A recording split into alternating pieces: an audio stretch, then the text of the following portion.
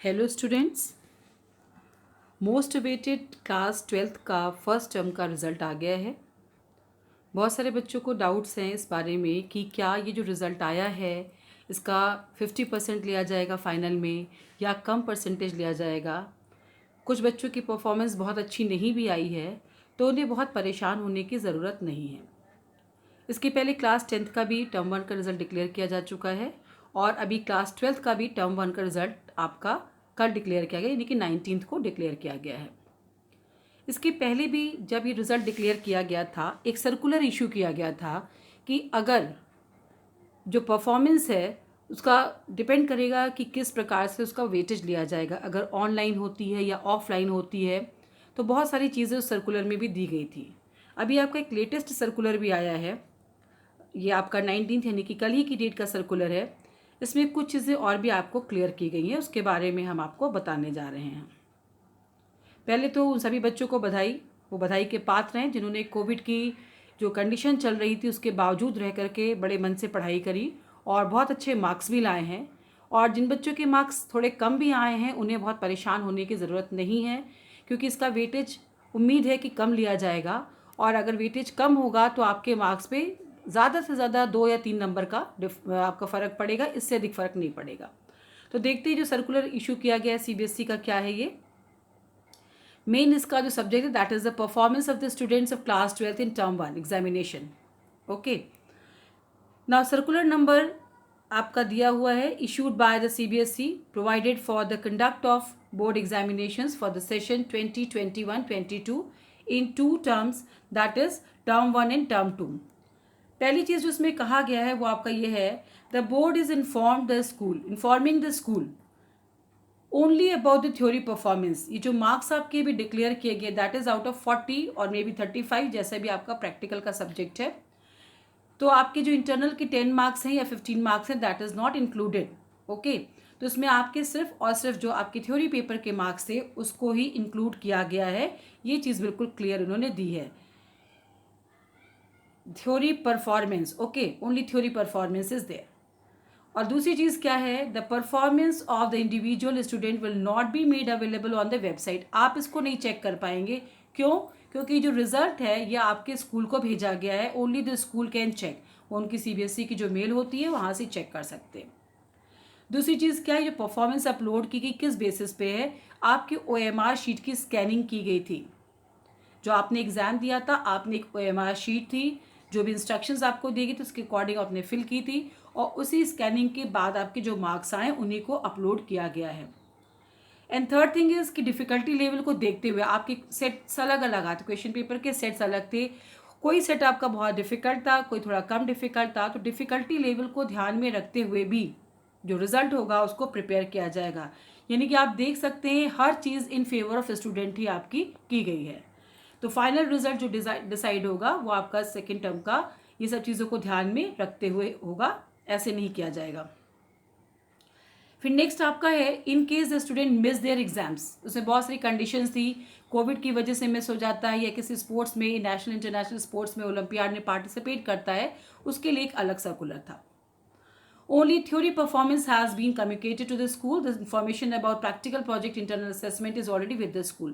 तो जो 10 मार्क्स का आपका असेसमेंट था वो आपका पूरा कंप्लीटली स्कूल बेस्ड था, that is with the school.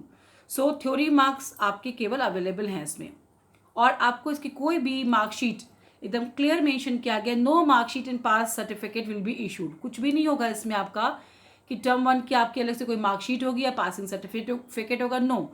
Term 2 के बाद ही आपका दोनों रिजल्ट को देखा जाएगा, उसके बाद आपका जो फाइनल रिजल्ट प्रिपेयर होगा उसके अकॉर्डिंग आपको इशू किया जाएगा। Weightage of term 1 and term 2 will be decided at the time of declaration term 2 result and accordingly the final performance will be calculated. This is very important for you as you have so many doubts in your mind. जिनकी performance थोड़ी सी भी कहीं नीचे चली गई, उनको बहुत है कि हमारे परसेंटेज खराब होंगे, तो अभी भी कुछ भी आप नहीं कह सकते, क्योंकि इसमें बिल्कुल स्पष्ट लिखा है कि weightage of term 1 and term 2 will be decided at the time of declaration of term 2 result and accordingly. तो जब आपका टर्म 2 का रिजल्ट प्रिपेयर करेंगे, फाइनल परफॉर्मेंस जो होगी उसके अकॉर्डिंग ही टर्म 1 का वेटेज डिसाइड होगा, because the weightage is still not decided by CBSE, so need not to worry please. The Then next is result of class 12th will be declared only after term 2 examinations wherein the candidates will be placed in the essential repeat compartment pass category. Depend करता है कि आपको किस, क्योंकि हो सकता है किसी के बच्चे के नंबर कम आए हों तो वो बाद में डिसाइड होगा और उसका रिजल्ट भी उसके अकॉर्डिंग ही प्रिपेयर किया जाएगा. Examination centers will be allotted afresh in term 2. Students will appear only from the examination centers allotted to their schools. जो सेंटर्स किसी किसी बच्चे को प्रॉब्लम थी, किसी किसी स्टूडेंट ने अपने सेंटर चेंज होने के लिए भी दिया था, तो जिनके सेंटर्स चेंज होकर के उन्हें अलॉट कर दिए गए, अब उसके बाद सेंटर चेंज वो नहीं कर पाएंगे. जिनकी कंपार्टमेंट आएगी, compartment examination will be conducted based on the syllabus of term 2. Final exam के बाद की बात हो रही है, फर्स्ट टर्म की बात नहीं हो रही है. तो कंपार्टमेंट अगर आपकी आती है तो वो आपका जो सिलेबस होगा टर्म 2 एग्जाम में का जो सिलेबस है उसी में से आएगी. टर्म 1 के सिलेबस में से आपकी कंपार्टमेंट एग्जाम नहीं लिया जाएगा. जो पत्राचार या प्राइवेट कैंडिडेट्स हैं उनके लिए अलग से कंडीशन है टर्म 2 एग्जामिनेशंस की. नेक्स्ट आपका है in all cases wherever problems have been reported in the question papers or marking scheme, due care has been taken by the board and the performance of the students has been recalculated by the board, taking into account the revised answer key wherever applicable, or awarded marks for dropped questions in a suitable manner, keeping in mind the academic interest of the student. बार बार आप एक चीज़ देख रहे हैं कि इसमें हर चीज़ CBSE ने in the academic interest of the student, इसीलिए आपसे क्या कहा जाए, नीड नॉट टू वरी. बेहतर प्रयास ये किया जाएगा कि इस तरीके से बच्चे का लॉस ना हो. कहीं कहीं पे आप एक चीज़ आपको क्या कहा था, डिफिकल्टी लेवल अगर है उसको ध्यान में रखेंगे. दूसरी कहीं कहीं क्वेश्चन पेपर्स में अगर कोई प्रॉब्लम आती थी या मार्किंग स्कीम में कहीं डिस्प्यूट है, प्रॉब्लम है, उन सब चीज़ों को ध्यान में रखते हुए ही आपका रिजल्ट प्रिपेयर होगा. जो अनफेयर मीन्स के जो कैंडिडेट्स है या किसी तरीके का कोई ऐसा केसेस था, उन सब का रिजल्ट भी कब डिसाइड होगा, फाइनल रिजल्ट के बाद ही होगा. बीच में उसके बारे में कुछ नहीं किया जाएगा.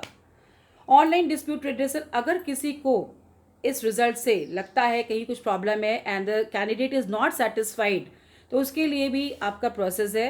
वो क्या करेगा, online dispute redressal mechanism for term 1 examination is made available with immediate effect. Students can send disputes to their schools. आप डायरेक्ट कुछ नहीं कर सकते हो. अगर आप सेटिस्फाइड नहीं है, if you are not satisfied, तो आप क्या करेंगे, you will inform to your school and schools can send the combined dispute to the CBSE.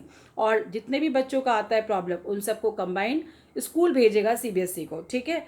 Online dispute redressal mechanism facility will be made available till 31st. ये आपको ध्यान रखना है कि आपको before this date, this is 31st March, यानी कि आपको 31st मार्च के पहले ही आपको भेज देनी है. अगर आपको प्रॉब्लम है तो इसके पहले ही भेज देना है.